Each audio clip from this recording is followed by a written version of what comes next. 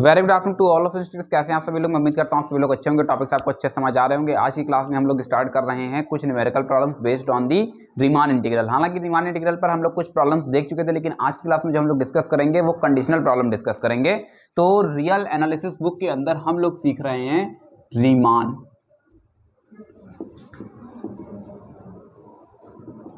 Integral. Riemann integral क्या होता है, इसमें फंक्शन किन किन कंडीशंस पर डिफरेंशिएबल होता है, बहुत सारे सवालों के जवाब ऑलरेडी आपको मिल चुके हैं। तो समझने का प्रयास करते हैं और देखते हैं कि आज की क्लास में हम लोग किस तरह के प्रॉब्लम्स को डिस्कस करने जा रहे हैं। तो जब प्रॉब्लम की कैटेगरी पर आते हैं तो दो टाइप के प्रॉब्लम्स हमें यहाँ पर डिस्कस करने होते हैं।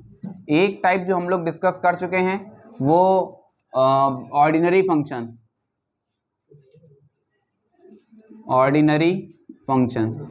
और एक जो आज की क्लास में डिस्कस करेंगे कंडीशनल फंक्शंस। कोई समस्या? तो आज की क्लास में हम लोग क्या सीखने जा रहे हैं? कंडीशनल फंक्शंस के बारे में सीखने जा रहे हैं। हालांकि थोड़ा सा स्टार्ट करेंगे कुछ बेसिक सी चीज़ों के साथ में। सबसे पहले मुझे ये बताओ कि अगर हम बात करते हैं यूएफपी की वैल्यू क्या बताई थी? Summation of i varying from 1 to n m i फिर डेल्टा एक्स आई। कोई समस्या? अब एक चीज आपको और भी याद कराई होगी, बताया भी होगा कि जब भी हमारे पास एम आई कॉन्स्टेंट हो जाता है, फंक्शन कैसा हो जाता है? कॉन्स्टेंट हो जाता है, तो फिर डेल्टा एक्स आई असल में किस में तब्दील हो जाता है? बी माइनस ए में तब्दील हो जाता है। फिलहाल अभी इसको हम लोग फिर से आगे डिस्कस करेंगे। इसी का अगर एक्सपेंडेड वर्जन हम लोग देखें तो हमें लगता है m1 डेल्टा x1 फिर प्लस का m2 डेल्टा x2 से ले करके कहाँ तक? mn फिर डेल्टा xn। कोई समस्या यहाँ तक? x1 का मतलब आप जानते हैं x2 माइनस x1, ये सब चीज़ें मैं उम्मीद करता हूँ आपको याद होंगी। x1 माइनस x0 प्लस का m2 x2 माइनस x1 से ले करके प्लस का mn xn minus xn minus 1। बोलो गलत बात तो नहीं सिखा दी? ये किसका वैल्यू है? ये हमारे पास किसका वैल्यू है? ये वैल्यू है UFP का। फिर से हम लोग आगे समझने का प्रयास करेंगे और देखते हैं कि क्या हो सकता है। जो सेकेंड वैल्यू हमारे पास जनरेट होगी वो किसके लिए जनरेट होगी? LFP के लिए। LFP की जब हम लोग चर्चा करते हैं तो हमको देखने को मिलता है i varying from 1 to n small m i delta x i. हालांकि सेम चीजें वहां पर भी एप्लीकेबल है, ठीक है। कैपिटल एम आई क्या होगा? सुप्रीमम। स्मॉल एम आई क्या होगा? इनफीमम। ये सारी भी चीजें आपको बता चुके थे। फंक्शन जो है वो बाउंडेड होगा। आप जानते हैं कि यही अगर ये इस फंक्शन की हम चर्चा करें, इस फंक्शन की अगर हम चर्चा करें जो ग्रीन से लिखा गया है, तो ये इसको जब हम इस पर हम क्या रन कराएंगे? सुप्रीमम की इनफीमम?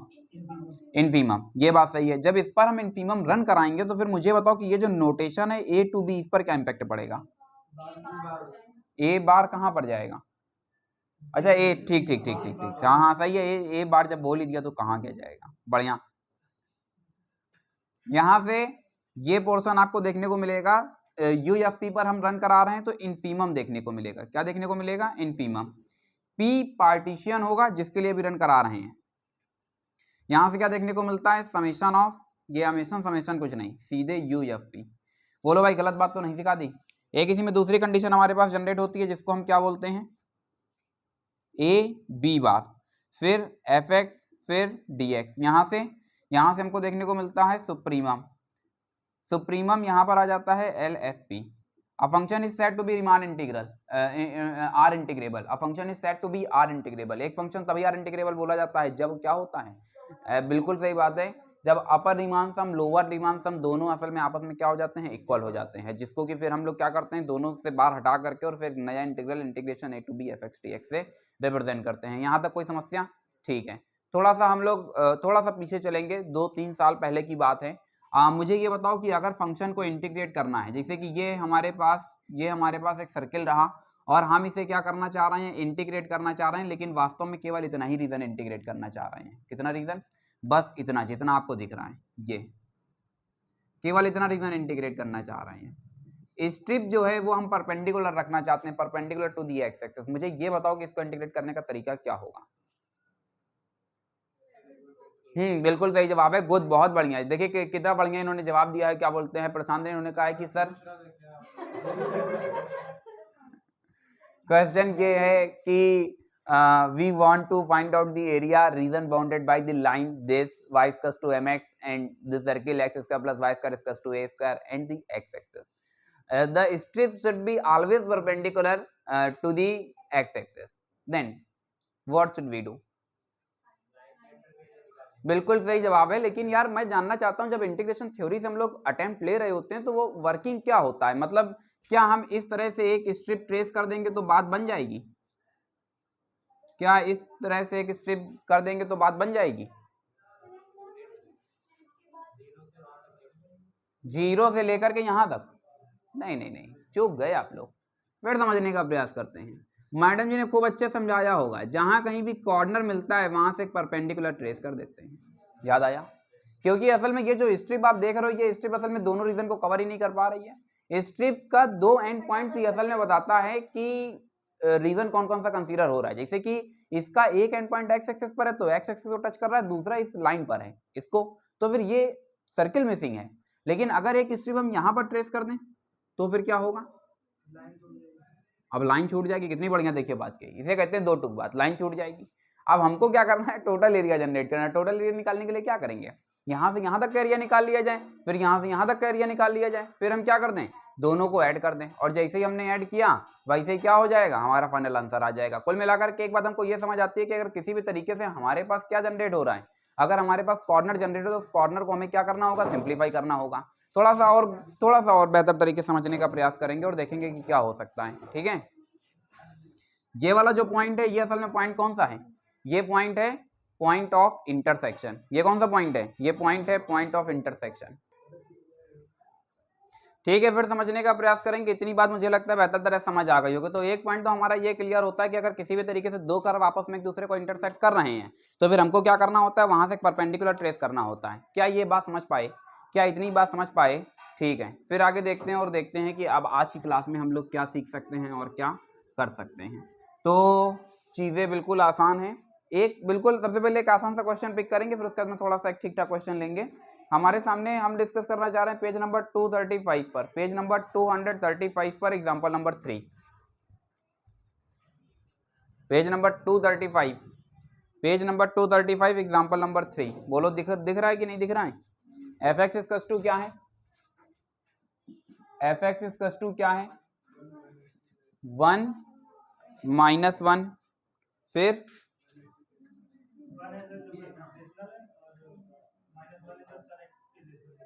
x इज, आगे बढ़ा जाए, आगे बढ़ा जाए। ये हमारे पास फंक्शन आया, ये एक कंडीशनल फंक्शन है। सबसे पहले हमको ये वेरीफाई करना होगा कि क्या हमारे पास किसी भी तरीके से कोई कॉर्नर पॉइंट जनरेट होगा।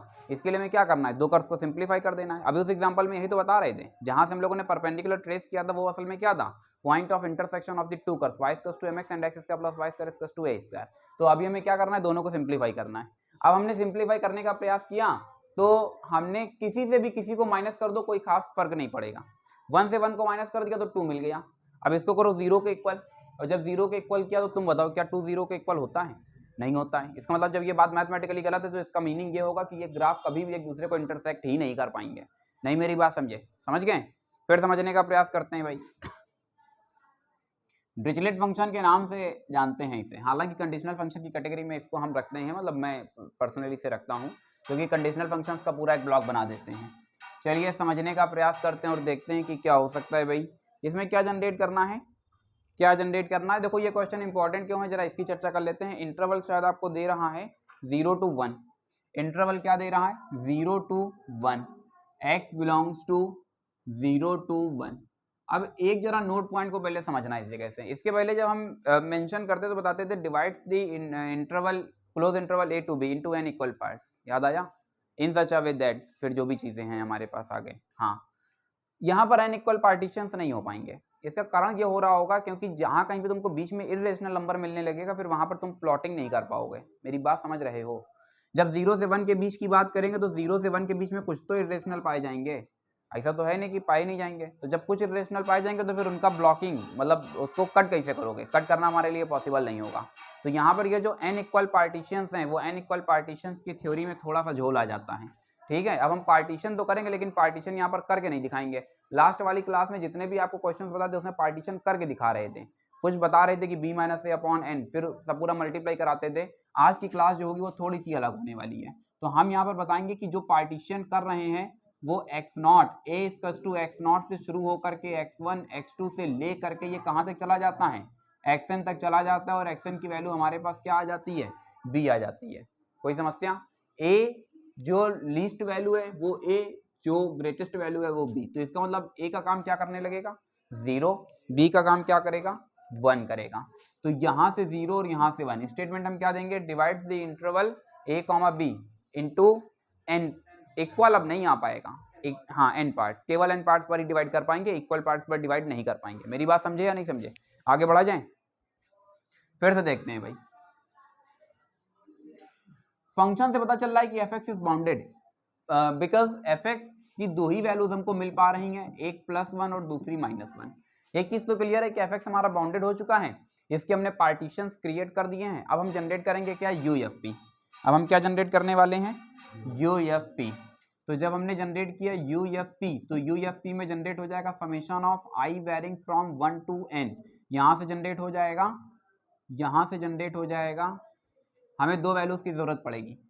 फंक्शन बाउंडेड है तो जो mi मतलब जो सुप्रीमम वैल्यू जाएगी वो कितनी चली जाएगी, +1। जो इनफीमम वैल्यू जाएगी वो कितनी चली जाएगी, -1। अब जरा ध्यान देना, यहाँ से हम जनरेट करने जा रहे हैं UFP की बात करते हैं तो आ जाता है summation of i varying from 1 to n। यहाँ से mi delta xi, summation of i varying from 1 to n। Capital Mi की वैल्यू हमारे पास क्या आ रही है, 1 आ रही है। फिर डेल्टा xi का आता पता नहीं है, कुल मिलाकर के हमारे पास बच जाता है i varying from 1 to n, और ये बच जाता है डेल्टा xi। डेल्टा xi को हम एक्सपेंड करना पसंद करेंगे तो यहाँ से मिल जाता है डेल्टा x1 प्लस का डेल्टा x2 से ले करके प्लस का डेल्टा xn। इसको जब हम सिंप्लीफाई करते हैं तो x1 की वैल्यू यही तो आ जाएगी हमारे पास, x1 minus x0, x2 delta x2 की वैल्यू x2 माइनस x1। इसको हम क्या कर रहे हैं, इंटरचेंज कर रहे हैं। जैसे हमने इन दोनों को आपस में इंटरचेंज किया तो मुझे लगता है कि -x0 प्लस x1, फिर -x1, फिर प्लस x2, फिर माइनस से ले करके हम लोग कहाँ तक पहुंच जाएंगे, xn माइनस xn माइनस 1 तक। बोलो पहुंचेंगे या नहीं पहुंचेंगे? हालांकि इसको इंटरचेंज कर चुके हैं तो मुझे लगता है ये वाला टर्म पहले आ जाएगा और ये वाला टर्म बाद में चला जाएगा। जब सिंप्लीफाई करते हैं तो मुझे लगता है सारे टर्म्स कैंसिल हो जाते हैं। कौन सा?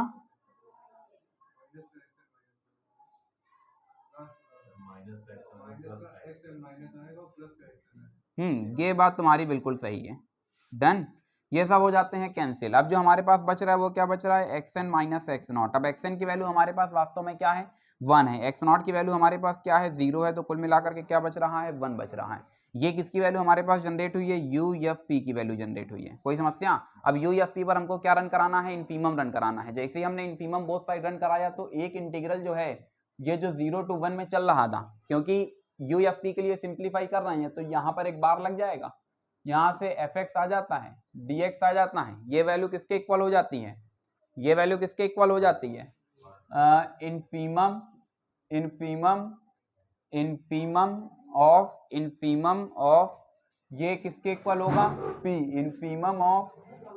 Infimum of p। और यहाँ से आपको क्या देखने को मिलेगा, UFP। पहले तो ये बताओ, इतना पॉइंट क्लियर है, limit n tends to infinity हमको रन कराना होगा। क्या रन कराना होगा, limits n tends to infinity. इसका मतलब तो शायद यही बताया था। UFP की जो वैल्यू हमारे पास जनरेट हो रही है, क्या जनरेट हो रही है, 1 जनरेट हो रही है। क्या इन्फिनिटी कहीं रन हो पाएगा, कहीं नहीं रन हो पाएगा। कुल मिलाकर की वैल्यू क्या मिल जाती है, 1 मिल जाती है। यहाँ से क्या आ रहा है, 0 to 1 बार fx। ये वैल्यू आई है किसके इक्वल, 1 के इक्वल। अब हम क्या जनरेट करेंगे, अब हम क्या जनरेट करेंगे, LFP। और जब LFP की चर्चा करेंगे तो summation of i varying from 1 to n mi delta xi। अब मैंने ये बात पहले भी बता रखी कि अगर फंक्शन कांस्टेंट होता है, अगर फंक्शन कांस्टेंट है तो सीधे हमें डेल्टा xi को फिर जनरेट करने की जरूरत नहीं होती, क्योंकि यहाँ से तुमको अभी कैलकुलेट करके दिखा दिया, सब कैंसिल हो जाते हैं। इसलिए जब आप कुछ बुक्स में देखते हो तो कुछ बुक्स में क्या होता है कि जब फंक्शन होगा कांस्टेंट तो वो असल में स्टार्टिंग बता देते हैं कि डेल्टा xi असल में 1 है। मेरी बात समझ गए? ये सब पूरा सिंप्लीफाई करने पर 1 आया, और ये 1 असल में किसका आउटपुट था, डेल्टा xi।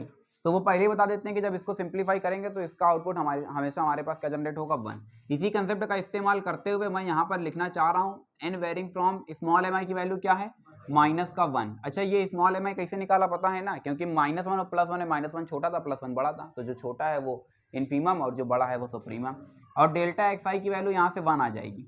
नहीं मेरी बात समझे, क्लियर, आगे बढ़ा जाए। अच्छा इसको अभी डेल्टा एक्स आई रखते हैं, यहाँ से माइनस का i varying from 1 to n delta x i, इसकी वैल्यू सीधे 1 रख देते हैं। अब मुझे लगता है थोड़ी सी जान आ गई है, बोलो आई या नहीं आई। आगे अब हम लोग क्या समझने का प्रयास करते हैं, LFP, इस पर हमें क्या रन कराना होगा, इस पर सुप्रीमम, और जैसे हमने सुप्रीमम रन कराया तो 0 बार अरे ये क्या था, 0 बार 1 fx इक्वल्स टू, यहाँ से आपको क्या देखने को मिलता है, यहाँ से क्या देखने को मिलता है, बिल्कुल सही जवाब है supremum partition p tends to 0, यहाँ से LFP। कोई समस्या, यहाँ से सुप्रीमम की जगह पर क्या देखने को मिलेगा, limits n tends to infinity, और इसकी वैल्यू क्या है -1, क्या मिल जाता है -1 मिल जाता है। क्या पता चलता है, सिंस वन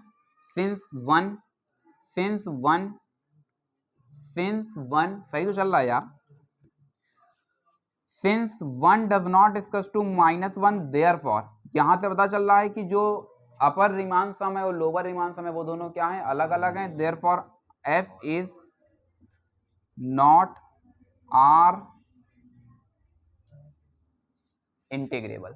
नहीं मेरी बात समझे, चीजें क्लियर हुई, चीजें क्लियर हैं, आगे बढ़ा जाएं, आगे बढ़ा जाएं। एक थोड़ा सा बेहतरीन क्वेश्चन पिक करना चाह रहे हैं, कुछ नोट तो नहीं करना इसमें कुछ नोट करना है, फटाफट जल्दी से हाथ चलाएंगे, जल्दी से हाथ चलाएंगे ताकि चीजें कुछ बेहतर हो पाएं।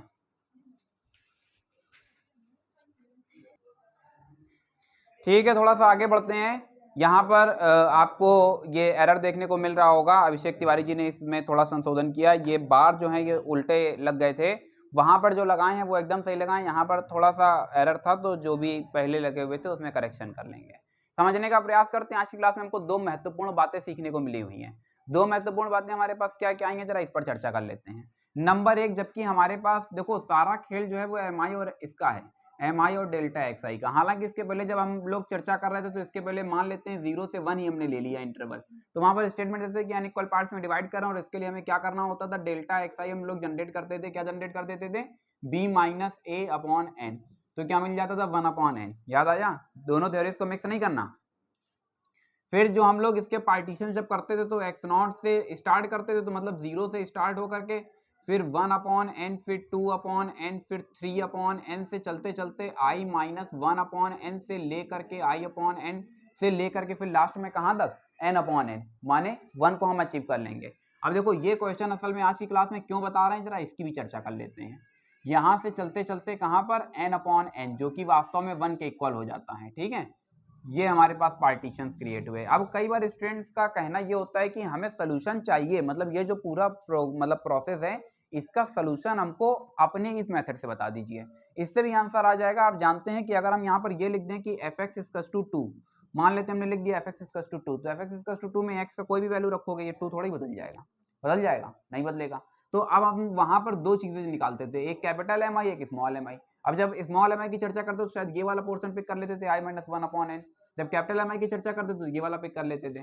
जिन भी लोगों को नहीं आता रहा वो लोग पिछले वीडियोस को वॉच करेंगे तो आपको आसानी से समझ आ जाएगा। मोस्ट इंपॉर्टेंट टॉपिक है इसलिए बहुत स्लो मोशन में इसको पढ़ा रहे हैं। आगे बढ़ा जाए, चाहे ये लें चाहे ये लें, अब हमको बस ये चेक करना होगा कि कौन सा रेशनल कौन सा इरेशनल, और अगर मान लेते हैं i माइनस 1 अपॉन एन एक रेशनल है तो fx जो होगा वो किसमें तब्दील हो जाएगा, +1 में, और अगर मान लेते हैं कि वो क्या बोलते हैं इरेशनल है तो किसमें तब्दील हो जाएगा, -1 में।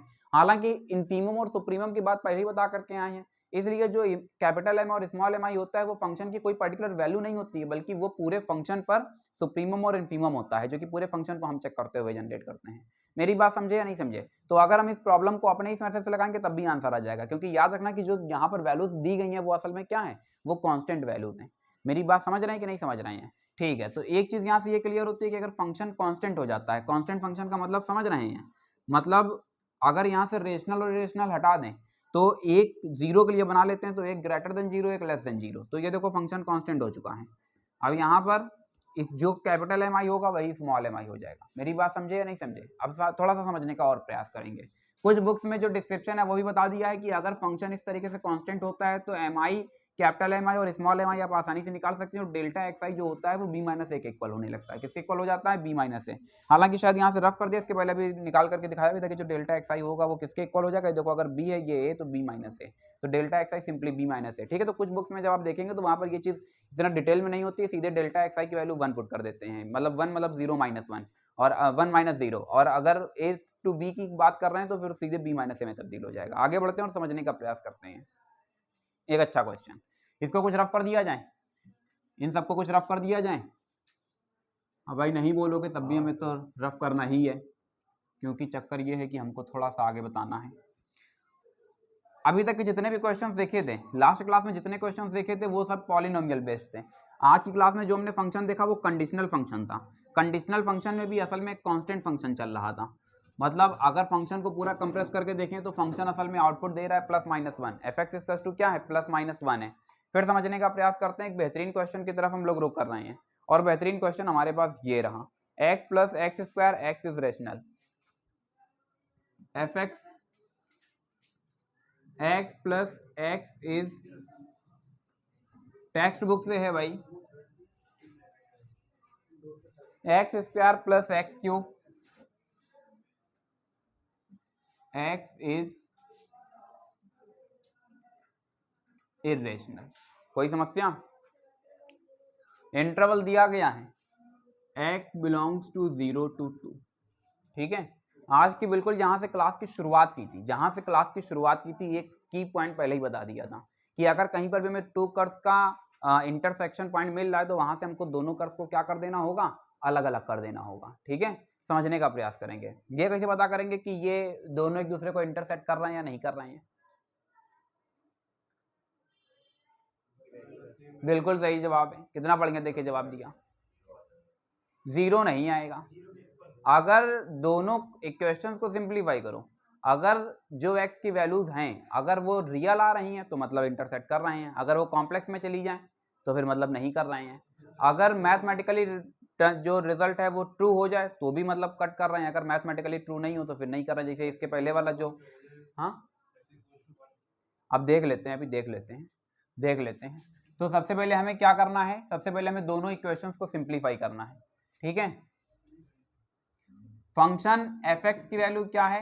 X plus X square. फिर यहां से एफ एक्स की वैल्यू हमारे पास क्या जनरेट हो रही है? X square plus x cube. हम क्या करेंगे? दोनों एफ एक्स हैं, माइनस कर दो, किसी से भी किसी को माइनस करोगे कोई फर्क नहीं पड़ेगा।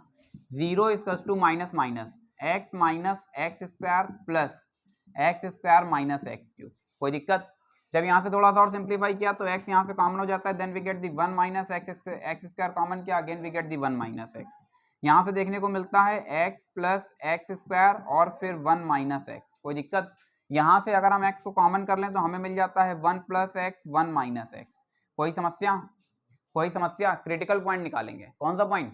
Critical point. और क्रिटिकल पॉइंट जनरेट करने के लिए तुमको इस इक्वेशन को किसके इक्वल लेकर के जाना होगा? 0 के इक्वल लेकर के जाना होगा। ठीक है, तो जैसे इसको 0 के इक्वल लेकर के जाओगे तो x की 3 वैल्यूज निकलेंगी, 0 x इक्वल्स टू -1 0 प्लस 1। कोई समस्या? असेंडिंग सिस्टम पर हमेशा वैल्यूज को रखना, जो इंटरवल दिया गया उसको रियल लाइन पर लेकर के आ जाना, कहीं 0 यहाँ पर होगा और कहीं 2 यहाँ पर होगा। अब देखना कितने क्रिटिकल पॉइंट हमारे इस रीजन के अंदर आ रहे हैं। जैसे कि अगर हम देखें तो -1 तो रीजन से बाहर चला जाएगा, तो इस क्रिटिकल पॉइंट का कोई रोल ही नहीं रहा, बेकार हो गया, डेड हो गया। दूसरा जो हमने डिस्कस किया तो 0 0 ऑलरेडी बाउंड्री हमने बना रखी है तो वो उसका भी कोई रोल नहीं रहा। ये तीसरा जो है ये थोड़ा सा अपना चमत्कार दिखा देगा। जैसे इसको यहाँ पर रखोगे 1 को तो ये तुरंत क्या कर देगा? ये 2 बराबर भागों में इसको डिवाइड कर देगा। इसका मतलब ये होगा कि जो भी कर्व बन रहा था, ये जो भी इक्वेशन फॉर्म हो रही, मतलब इस कर्व इक्वेशन को जब ट्रेस करेंगे तो जो भी कर्व बनेगा वो एक ये मतलब काटेगा 3 पॉइंट्स पर, लेकिन हमारे रीजन में ये वाला एक क्रिटिकल पॉइंट आ जाएगा। इसका मतलब ये होगा कि यहाँ से तुमको क्या करना होगा? एक परपेंडिकुलर ट्रेस करना होगा और 2 रीजन अलग अलग हिस्सों में डिवाइड कर देने होंगे। नहीं मेरी बात समझे? नहीं क्लियर हुआ? याद है ना? अभी क्या करना है कि घर में एक बार जहां से क्लास की शुरुआत की थी वहां से एक बार वीडियो को देखना और फिर ये वाला पॉइंट देखना, तुमको अच्छे समझ आ जाएगा कि दोनों में क्या बताने की कोशिश कर रहे थे। ठीक है, आगे बढ़ा जाए, आगे बढ़ा जाए।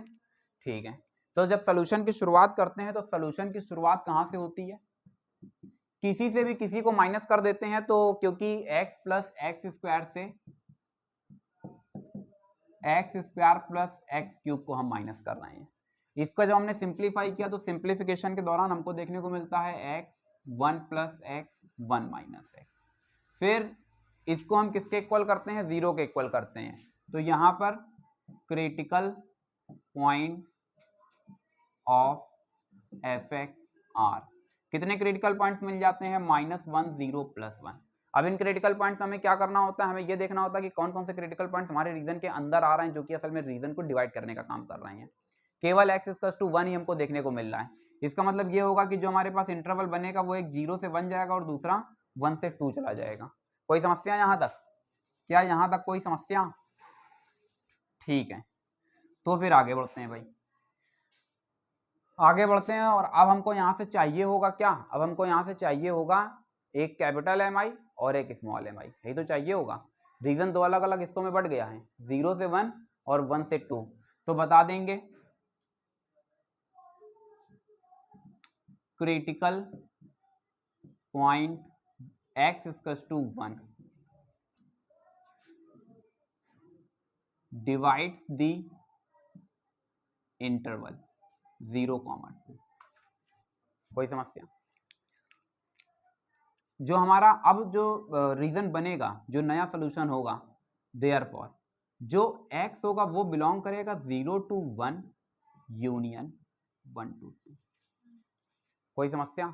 तो अब एक सवाल के अंदर दो सवाल आ जाएंगे, एक 0 से 1 के लिए, दूसरा 1 से 2 के लिए। कोई समस्या? आगे बढ़ा जाए। सीधे इंटीग्रेट कर रहे हैं, ठीक है, सीधे इंटीग्रेट कर रहे हैं तो समझने का प्रयास करेंगे। सीधे इंटीग्रेट कर रहे हैं तो यहां से आ जाता है 0 to 2 fx dx। मान लेते हैं अपर रीमान इंटीग्रल निकाल रहे हैं। अगर अपर निकाल रहे हैं तो इस दौरान हमें क्या करना होगा, 2 पर बार लगा देंगे। अब ये जब रीजन ब्रेक होगा तो ये दो हिस्सों में टूट जाएगा। एक जाएगा 0 से 1 fx dx, फिर 1 से 2 fx dx। कोई समस्या? क्योंकि हमको यहां पर चाहिए कौन सी वैल्यू, मैक्सिमम वैल्यू। तो फिर मैक्सिमम वैल्यू कौन सी आएगी, which function should we adopt, either this और दिस, कौन सा लेना चाहिए, कौन सा लेना चाहिए? बिल्कुल सही जवाब है। कितनी बढ़िया देखिए बात कही, क्या कही भाई बात, क्या कहा? नहीं नहीं नहीं, रेशनल इरेशनल से हमें कोई फर्क नहीं पड़ता है। मतलब हमको इस बात से पड़ता है कि पूरे fx में कौन सा मिनिमम कौन सा मैक्सिमम। अगर 0 से 1 की हम चर्चा करें, क्या कहा, 0 से 1 की चर्चा करें तो 0 से 1 के बीच में कोई एक नंबर अपने मन से सेलेक्ट करो। 1/2 कितना बढ़िया देखिए उन्होंने ले लिया, देखिए नंबर देखिए कितना बढ़िया उन्होंने चुना, x = 1/2। रखो जरा, इसके अंदर भी रखो, इसके अंदर भी रखो। अरे 3/4 और दूसरे वाले से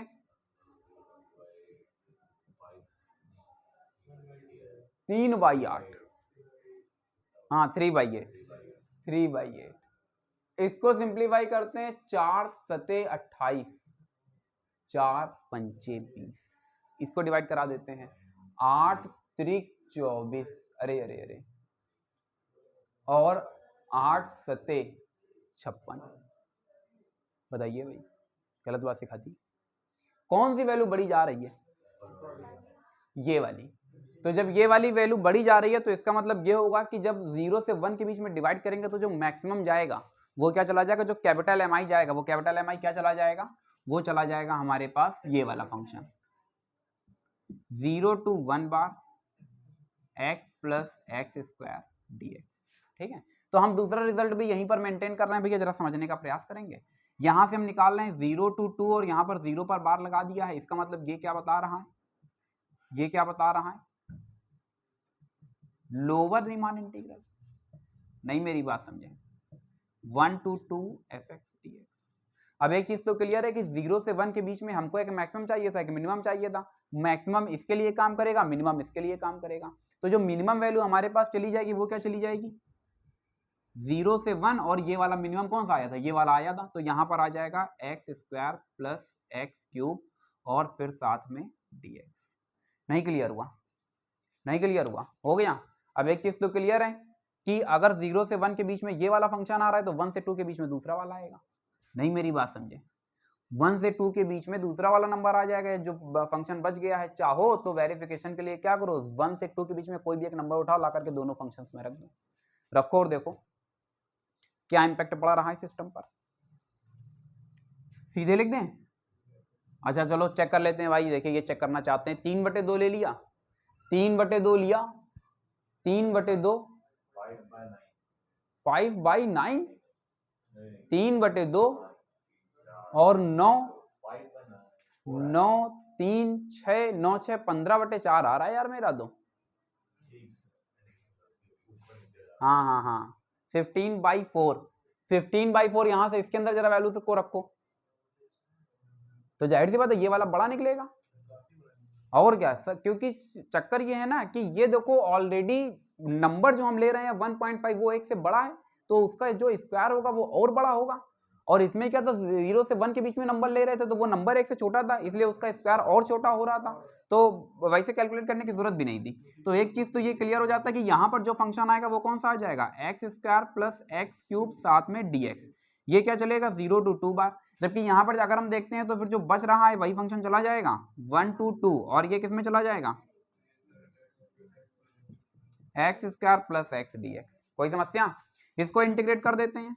इसको जब इंटीग्रेट किया तो यहां से क्या देखने को मिलता है भाई, 1/2 x², 0 to 1, फिर यहां से 1/3 x³ 0 to 1, फिर 1/3 x³ 0 to 2 प्लस का 1/4 x to the power 4 0 to 2। इसको जरा जल्दी से कैलकुलेट करो, बताओ यहां से आंसर क्या मिल रहा है। 2 1 मतलब 1/2 मतलब 1/3 मतलब 2 2 जा 4 2 जा 8/3, फिर 2 2 जा 4 2 जा 8 2 जा 16/4। यहां से 1/4 आएगा, 4 आएगा, ये 4 और इन दोनों से मिल करके ये 3, 4 3 7 दूनी 14 1 15/2 यानी 15/2। नहीं मेरी बात समझे? समझ गए सभी लोग? अगर सब लोग समझे हो तो फिर बताओ जरा उधर से कैलकुलेट करने पर हमें क्या देखने को मिलेगा। 1/3 x³ 0 to 1, 1/4 x³ 0 to 1, 1/2 x², अरे x की पावर 4, और यहां से 1 to 2, 1/3 x³ 1 to 2। कोई समस्या? बढ़ा जाए आगे, फिर समझने का प्रयास करते हैं भाई। 1/3 प्लस का 1/4 प्लस का 4 1 3 8 1 7। कोई समस्या? 7 1 8, 8/3 प्लस 2 6 1 7, 32 और 21 53/12। देखो और जरा मुझे बताओ, बोलो भैया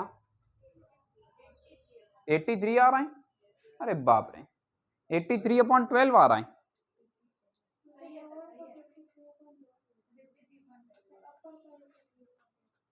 ये वाला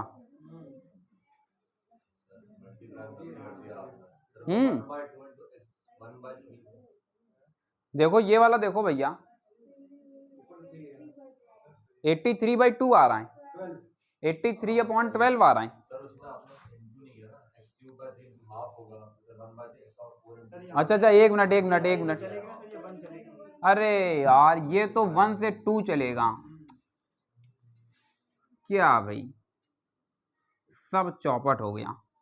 अब भैया फिर से कैलकुलेट करो, 8 7 और यहां से फिर मुझे लगता है 15 मिल जाएगा। अब जरा कैलकुलेट करो, 3 चौक 12 28 और 45। सबको भैया जल्दी से ऐड कर दो और बता दो जरा आउटपुट क्या आ रहा है। अब देख लेना, देख करके ना बताना, मतलब इसको चेक कर लेना। सही है, ठीक है। तो इस तरह से हमने फिर से देखा कि अपर रीमान इंटीग्रल और लोअर रीमान इंटीग्रल क्या दोनों आपस में इक्वल हैं? नहीं है। देखो वो वैल्यू अलग है, ये वाली वैल्यू अलग है, तो इसका मतलब क्या है, ये आर इंटीग्रेबल नहीं है। वैसे भी याद रखना कि ये वाले जो फंक्शंस होते हैं, जितने भी डिरिचलेट फंक्शंस होते हैं, वो कभी भी आर इंटीग्रेबल नहीं होते हैं।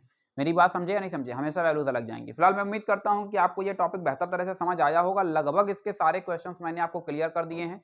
यहाँ पर दो टाइप के क्वेश्चंस बन रहे थे कंडीशनल फंक्शन से। नंबर एक, जिसमें डेल्टा एक्स आई सीधे हम लोग जो लेंथ ऑफ क्या बोलते हैं, लेंथ ऑफ इंटरवल होता है उसके इक्वल ले लेते हैं। तो वो कब लेते हैं? वो तब लेते हैं जब फंक्शन हमारे पास कैसा होता है, कांस्टेंट होता है। अगर फंक्शन कांस्टेंट नहीं है तो फिर ये गलती हम लोग नहीं करते हैं। अगर कंडीशनल फंक्शन में एफ एक्स की जो दो आउटपुट हमारे पास मिल रहे हैं, दो अलग अलग वैल्यूज पर, अगर वो दोनों वेरिएबल फॉर्म पर होते हैं तो माइनस करते हैं। बहुत सारे स्टूडेंट्स का ये क्वेश्चन होता है कि आखिरकार माइनस क्यों करते हैं, तो समझ में आ गया। हमें क्रिटिकल पॉइंट पता करना होता है, जिसके थ्रू हम ये पता करने का प्रयास करते हैं कि असल में रीजन में कितने कॉर्नर पॉइंट्स निकल रहे हैं। और इसका सबसे अच्छा एग्जांपल मैंने बिल्कुल क्लास की स्टार्टिंग में बता दिया था कि किस तरीके से एक लाइन एक सर्किल को जब इंटरसेक्ट कर रही होती है तो फिर बाकी हम मतलब उसके रीजन को दो अलग अलग हिस्सों में डिस्कस क्यों कर रहे होते हैं। तो फिलहाल आज के लिए बस इतना ही रखते हैं, मिलते हैं फिर किसी नेक्स्ट क्लास में कुछ न्यू प्रॉब्लम्स के साथ में। Thank you so much to all of you and as always may God bless you all.